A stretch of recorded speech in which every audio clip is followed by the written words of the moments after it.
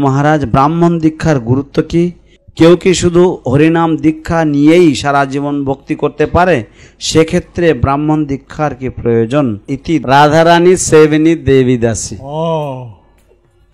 সুন্দর নাম। সুন্দর নাম। So, second initiation is like going on the fast track. Second initiation is like going on the fast track. ব্রাহ্মণ দীক্ষাটি হচ্ছে মানে দ্রুত বেগে চলার যে রাস্তা, সেই রাস্তায় উঠে যাওয়া। And it brings one closer to the Guru. And it brings one closer to the Guru. এবং তা এই দীক্ষা কাউকে যে কোনো একজনকে গুরুদেবের আরো সন্নিকটে নিয়ে আসে। And that also gives one the facility of worshiping installed deities. And that gives one also the facility to worship installed deities. এবং এর মাধ্যমে দীক্ষা গ্রহণকারীকে প্রতিষ্ঠিত শ্রী বিগ্রহ উপাসনা করার সুযোগ বা উপাসনা করার যোগ্যতা প্রদান করে।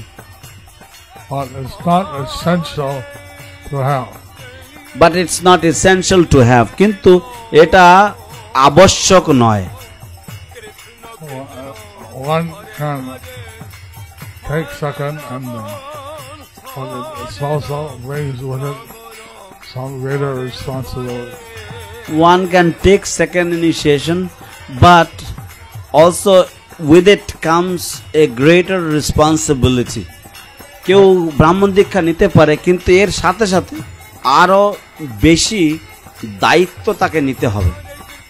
Like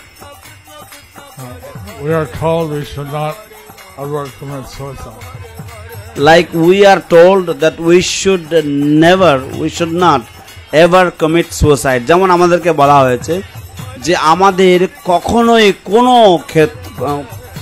কোনো পরিস্থিতিতে আমাদের কখনোই আত্মহত্যা করা উচিত নয়।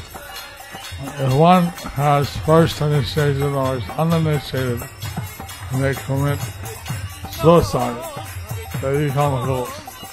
But if one has first initiation or is uninitiated and he commits suicide, they become a ghost.